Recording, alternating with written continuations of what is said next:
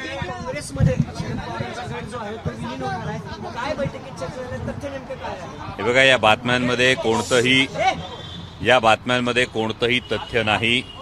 आदरणीय शरदचंद्रजी पवार साहेबांच्या नेतृत्वाखाली गेली 25 वर्ष राष्ट्रवादी काँग्रेस पक्ष महाराष्ट्रानं स्वीकारलेला आहे. वर्षानुवर्ष आदरणीय पवार साहेबांचं नेतृत्व मान्य करून जनतेनं राष्ट्रवादी काँग्रेस पक्षाला भरभरून मतदान केलेलं आहे.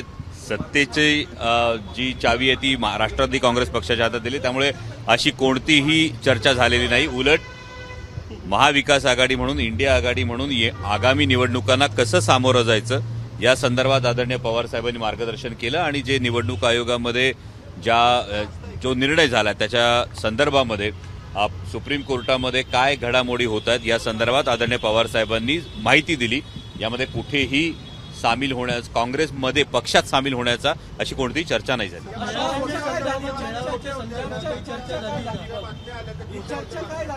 या बातम्यांमध्ये कोणतंही तथ्य नाही हे मी सुरुवातीला स्पष्ट केलेलं आहे. कारण आदरणीय पवार साहेबांच्या नेतृत्वाखाली आम्ही पुढे जातो आणि पक्षाचं नाव निवडणूक आयोगानं जे दिलेलं आहे त्यानंतर पक्षाचं चिन्ह जे काही येईल ते चिन्ह आपल्या माध्यमातून लवकरात लवकर जनतेपर्यंत आम्ही पोहोचवू.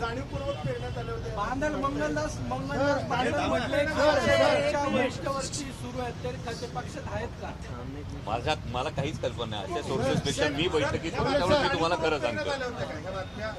या बातम्या का पेरण्यात आल्या याविषयी मला कल्पना नाही देता येणार. पण ही महत्वाची गोष्ट अशी आहे की जेव्हा या गोष्टीची चर्चा केली जाते तेव्हा नक्कीच आदरणीय पवार साहेबांच्या नेतृत्वाचा दरारा, त्यांच्या जनमानसात असणारी प्रतिमा, या दोन्ही गोष्टी पुन्हा एकदा अधोरेखित होतात जर अशा बातम्या पेराव्या. सर, बैठकीत चिन्हाबाबत सागर एक मिनिट, त्यांना माझ्या शुभेच्छा. सर, बैठकीत चिन्हाबाबत काही चर्चा झाली का? कुठले चिन्ह ऑप्शन म्हणून तुम्ही निवडणूक आयोग हे लवकरच तुमच्या समोर येईल. माननीय सर्वोच्च न्यायालयामध्ये सुद्धा या संदर्भामध्ये आम्ही मूव्ह केलेलं आहे आणि लवकरच आम्हाला जे काही चिन्ह आहे यातले जे पर्याय आहेत हे पर्याय दिलेले, त्यातलं जे चिन्ह समोर येईल ते चिन्ह लवकरात लवकर तुमच्या समोर आणलं.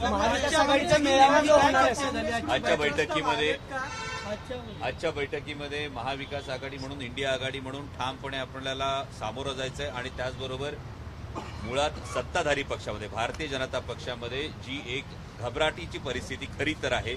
एकीकडे जरी 400 पार सांगितलं जात असलं तरी बिहारमध्ये जे घडलं, झारखंडमध्ये जे घडलं, नुकतंच महाराष्ट्रात जे घडलं, जर अबकी बार 400 पार असतं तर या पद्धतीनं पक्ष फोडण्याची, काही मुख्यमंत्र्यांना तुरुंगात टाकण्याची, काही पक्ष पळवण्याची ही गरज का पडली असती? ही साधी सरळ गोष्ट ही जनतेला पुरेपूर ठाऊक आणि ही जनतेपर्यंत पोहोचवणं ही आमची जबाबदारी असणार. काँग्रेसकडून चंद्रकांत हांडोरेंना उमेदवारी दिली, प्रभारी महाराष्ट्रात बसू नये, काही चर्चा झाली या संदर्भात? नाही, या संदर्भात कोणतीही चर्चा नव्हती. मेळाव्याच्या संदर्भात काही चर्चा झाली का कधी? या माध्यमातून हे जे मेळावे आहेत, हा जो विचार आहे आणि ही जी भूमिका ही महाराष्ट्राच्या, खरं तर हा महाराष्ट्राच्या अस्मितेचा, महाराष्ट्राच्या स्वाभिमानाचा प्रश्न आहे आणि त्या संदर्भामध्ये जास्तीत जास्त लोकांपर्यंत पोहोचण्याचा प्रयत्न हा आमच्या सगळ्यांकडून येणाऱ्या भविष्यकाळात हा केला जाणार. महाराष्ट्र म्हणतात की जर विलनीकरण करायचं असेल तर अजित पवार गटात करा अशी टीका आता ते करतात. शुभेच्छा माझ्या महाविकास आघाडीचे कुठले नेते जागा लढवायच्या लोकसभेच्या? यामध्ये आधीही आदरणीय पवार साहेबांनी सांगितलं की महाविकास आघाडीचं जे जागा वाटप आहे यामध्ये जवळपास 40 जागांवर एकमत झालेलं आहे आणि 8 जागांवर चर्चा सुरू आहे. याचं एकदा संपूर्ण वाटप झाल्यानंतर तेही चित्र आपल्या समोर येते. सर, दिल्लीच्या वेशीवर शेतकरी पोहोचलेले आहेत, हमी भावाचा कायदा करावा अशा पद्धतीची मागणी होताना दिसते. ही कालची मला वाटतं राहुलजी गांधी यांची घोषणा ही फार महत्वाची आहे आणि ज्या पद्धतीनं केंद्रातलं सरकार हे शेतकरी विरोधी सरकार असल्यासारखे चेहरा हा वारंवार जो समोर येतोय हा शेतकऱ्यांपासून लपून राहिलेला नाही. दिल्लीच्या सीमेवर सुद्धा ज्या पद्धतीने बॅरिकेड्स लावण्यात आले, कालही ज्या पद्धतीनं अश्रुधूर आणि पाण्याच्या फवाऱ्यांचा मारा करण्यात आला, हा कुठेतरी एक रोष सर्वसामान्य शेतकऱ्याच्या मनात आहे. एकीकडे केंद्र सरकार किसान सन्मान म्हणतं आणि दुसरीकडे जर शेतकऱ्यांना असं वागवत असेल तर जी अवस्था आपण देशभरात बघतो तीच अवस्था महाराष्ट्रात आहे. कापूस उत्पादक शेतकरी असेल, कांदा उत्पादक शेतकरी असेल, सोयाबीन उत्पादक शेतकरी असेल, या प्रत्येकाच्या स्वप्नांची राख रांगोळी करण्याचं काम हे होतंय आणि जेव्हा शेतकरी स्वतःच्या न्याय हक्कांसाठी मागणी करतो तेव्हा त्याच्यावर अश्रुधूर आणि पाण्याच्या फवाऱ्यांचा मारा होत असेल तर मला वाटतं हा सर्वसामान्य बळीराजा या आगामी निवडणुकीमध्ये नक्कीच केंद्रातल्या सरकारला त्याची जागा दाखवली. एकंदरीत पाहिलं तर जरांगे पाटलांची तब्येत खालवलेली आहे, त्यांच्या नाकातोंडातून रक्त येतं. सर समोर समोर. या संदर्भामध्ये महाराष्ट्र सरकारनं विशेष अधिवेशन बोलावलेलं आणि या संदर्भात त्यांनी जी आश्वासनं दिली त्याची खरोखर पूर्तता करणं गरजेचं आहे असं म्हणत. हिंदी में बोलो. हाँ बोलिए. सर सुबह से एक खबर चल रही है, बैठक जो बुलाई गई थी वो जी नहीं, आज की बैठक में इस विषय पे कोई भी चर्चा नहीं हुई है. मैं ये बात साफ तौर से कहना चाहता हूँ.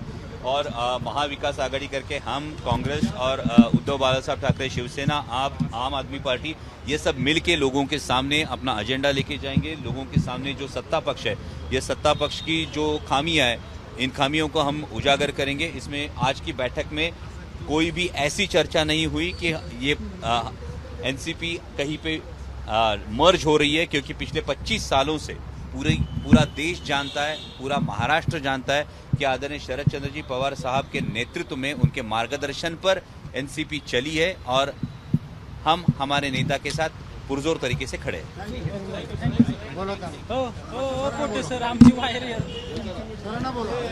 पकड घेऊन मागे जरा मागो.